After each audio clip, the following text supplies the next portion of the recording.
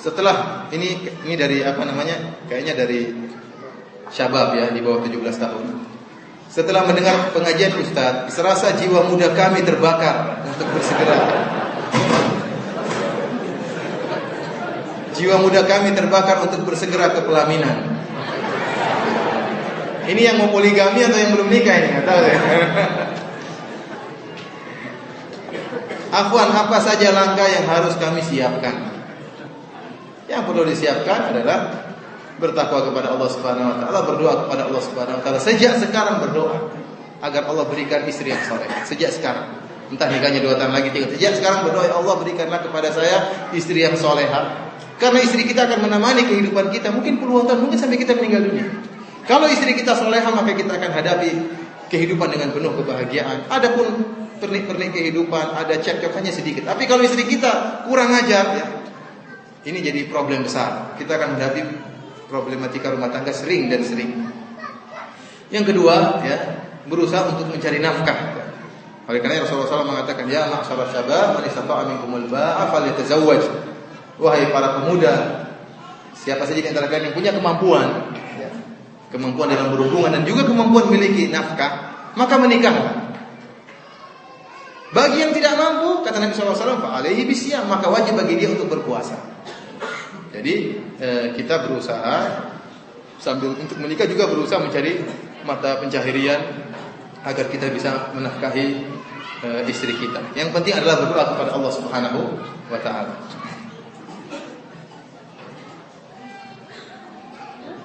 Rasa takut karena belum siap sering muncul. Bagaimana sikap muda kita menanggapi hal tersebut? Ya, namanya anak muda, rasa takut biasanya memang sedang. Jangankan anak muda yang sudah nikah pun poligami takut sekali. Jangan takut ya. Ini sunnah Nabi SAW. Menikah itu membawa banyak sekali faedah. Makanya kata Nabi SAW, "Innahu aghaddu lil basar wa ahsanu lil farj." Dengan menikah akan menundukkan pandangan kalian. Orang kalau tidak menikah hanya menghayal aja kan. Menghayal ini, menghayal itu, akhirnya terkadang melakukan hal yang haram. Apalagi sekarang banyak internet, banyak parabola, banyak tontonan yang mengumbarkan syahwat. Seorang pemuda kalau tidak menikah padahal mampu itu dicurigai. Ya ada apa kok tidak nikah-nikah sampai sekarang? Sudah punya mobil 2 tidak nikah-nikah, ini bahaya ini. Tapi kalau punya kemampuan segera menikah, jaga diri. Kita berusaha menyempurnakan ini. Barang siapa sudah menikah maka dia faqad istakmala nisfu dini. Falyajtahid fi nisfil baqi, dia telah menyempurnakan setengah agamanya. Tinggal dia melanjutkan sisanya, setengahnya lagi. Karena orang yang sudah menikah akan terjaga dari banyak fitnah, di antaranya fitnah wanita. Ya, tenang pikirannya. Adapun orang yang tidak menikah maka dia akan menghadapi dengan banyak permasalahan.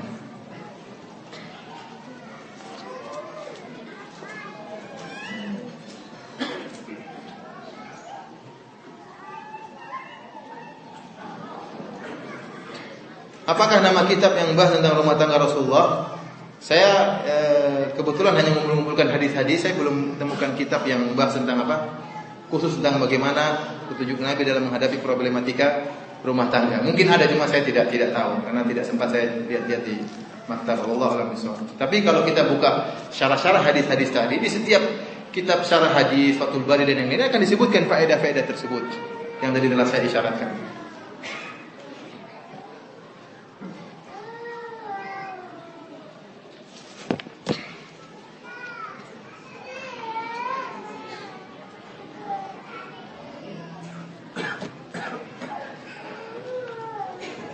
Kalau ada di antara dua pilihan yang harus kita pilih, antara ibu kita atau istri kita yang cekcok, bagaimana jalan keluar dan mana yang harus kita pilih?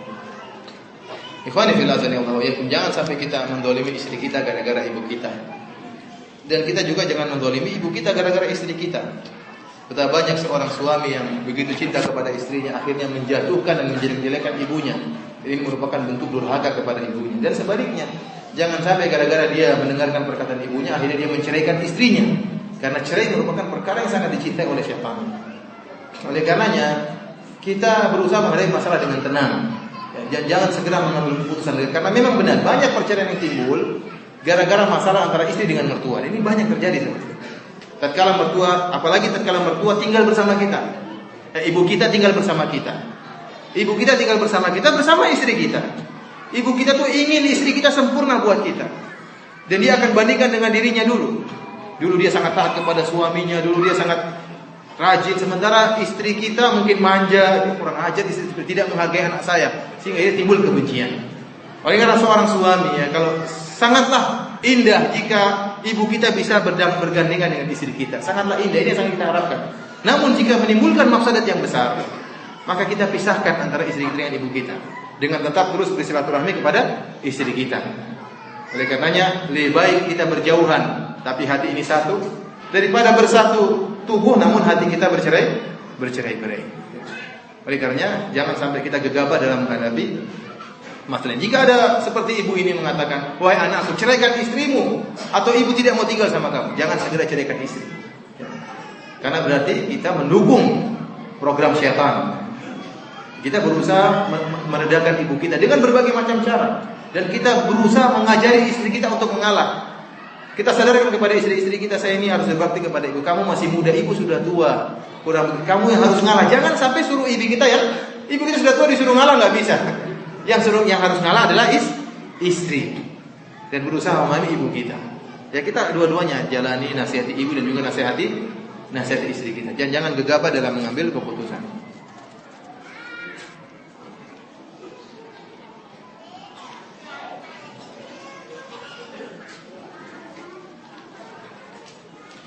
Barakallahu fikum Ustaz. Bulan yang lalu ana bertemu dengan mantan pacar. Kemudian ketahuan oleh istri. Waduh, ketahuan ini masalah. Karena sakit hatinya, dia menelepon untuk cari kejelasan. Ana bertobat untuk tidak mengulangi, akan tetapi sampai saat ini istri tetap dendam. Mohon nasihat. Itu mengenai inilah. Ini nggak tahu sengaja bertemu dengan mantan pacar, sengaja tidak sengaja. Jadi kadang maksiat seperti itu mengakibatkan keburukan. Oleh karena para salaf mengatakan, tidaklah saya bermaksiat kecuali saya tahu perubahan terhadap istri saya. Maksiat terkadang kita lakukan timbul dari sikap istri kita yang tidak taat, yang marah-marah gara-gara apa? Gara-gara maksiat yang kita lakukan. Oleh karenanya hati-hati, jangan sampai kita bermaksiat, ini istri kita yang berubah sikap. Bukan salah istri, tapi karena maksiat yang kita lakukan. Yang jelas ingat bahwasanya istri antum cemburu karena cinta kepada antum. Antum harus. Bagaimana Nabi SAW tatkala melihat Aisyah memecahkan piring, Aisyah tahu bahwasanya Rasulullah tahu Aisyah tidak melakukan ini kecuali karena cinta kepada Rasulullah SAW. Oleh karenanya beri uzur kepada istri. Dengan mudah ya, diajak kemana, jalan-jalan, ajak makan ya. Kemudian di malam dipijit, selesai perkara. Pijit ajak mandi bareng, selesai. Tapi kalau kita angkuh, masa saya harus pijit istri saya, masa saya harus mandi bareng, gimana masa? Rasulullah mandi bareng sama istrinya. Jadi kan kalau sudah tahu kita yang melakukan kesalahan, kita harus nunduk, kita yang harus apa? Ngalah. Jangan timbul keangkuhan. Saya kan suami, saya kan kepala keluarga. Yang salah kita. Kalau yang salah kita harus ngalah, manjain istri, entah diajak kemana, diajak jalan-jalan, ajak anak-anak, diajak bercanda, supaya hilang. Tunjukkan bahwa kita sangat cinta kepada istri kita. Kalau perlu kita berbohong. Pacar saya tidak cintai sama sekali. Lebih cantik kamu kok daripada dia. Kalau dilihat dari belakang. Enggak, dia berusaha pokoknya tunjukkannya. Jangan sampai rumah tangga kita rusak. Jangan sampai rumah tangga kita rusak karena yang salah kita.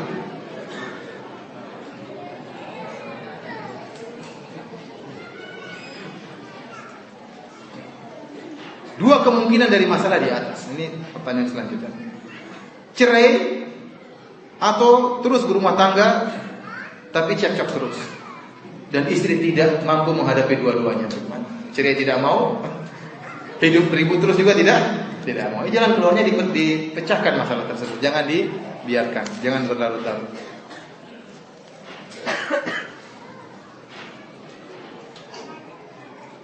Ini pertanyaan. Tadi Ustaz menyebutkan hadis tentang pahala seorang suami yang dapat membuat istrinya mandi junub di hari Jumat. Apakah hanya suami saja yang dapat pahala tersebut? Lalu bagaimana dengan kita para istri? Para istri membantu suami dapat pahala. Allah alam ya. Jelas hadisnya berkaitan dengan salat Jumat. Jadi bukan cuma membuat junub istri saja dapat pahala tersebut, tapi buat junub istri, kemudian dia juga mandi, kemudian dia segera ke masjid pagi-pagi, kemudian dia dekat dengan imam, kemudian dia mendengarkan. Kumpulan amalan itulah yang membuat dia mendapat pahala yang besar. Bukan cuma mandi junub doang ya, tapi kumpulan amalan tersebut.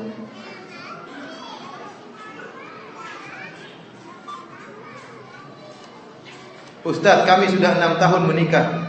Sampai saat ini ana belum bisa cinta sama istri. Apa yang harus ana lakukan? Karena pada awal pernikahan ana berprasangka cinta itu bisa datang belakangan. Sungguh romantis ya. Berdoa ya. Cinta itu dari Allah Subhanahu wa taala. Berdoa kepada Allah agar kita dibuat cinta kepada istri kita dan istri kita menjadi penyujuk pandangan kita. Berdoa kepada Allah Subhanahu wa taala. Berdoa kepada Allah Subhanahu wa taala. Ingat kebaikan-kebaikan istri, karena kalau seorang berbuat baik kepada kita akan tumbuh rasa cinta kita kepada istri. Ingat bahwa istri melayani kita, istri soleha ya. Ini kalau memang tidak bisa dan khawatir terjerumus dalam kemaksiatan, tidak ada salahnya mengambil pasangan yang baru yang bisa kita cintai. Ini boleh ya, sunnah malah. Tapi kalau berusaha berdoa kepada Allah agar kita mencintai istri, karena subhanallah tidak Anda saja yang menghadapi masalah ini. Tidak semua orang, karena kita kebanyakan nikah tanpa pacaran ya. Kita pacarannya setelah nikah. Sebelum nikah tidak pernah pacaran. Kenal, nazar, kemudian setelah menjalani kehidupan ternyata terkadang tidak cocok. Ya, di situ mungkin timbul kebencian. Tapi kita menghadapi, berdoa kepada Allah Subhanahu wa taala. Namanya manusia pasti diuji, ada yang diuji dalam rumah tangganya ya. Ada yang diuji dengan masalah dengan istrinya, dengan suaminya, dengan mertuanya.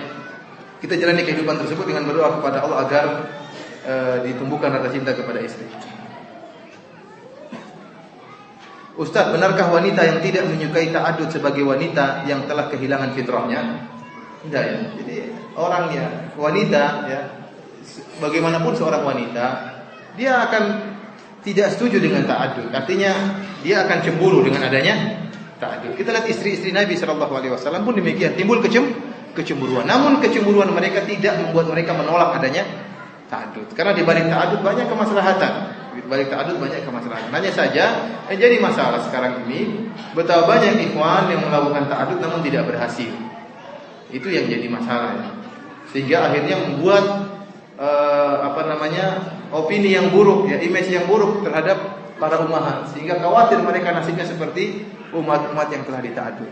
Namun seandainya para ikhwan kemudian ta'adud, kemudian berhasil dalam ta'adud mereka membahagiakan kedua istrinya, maka banyak ibu-ibu yang ingin dita'adud kalau seperti itu.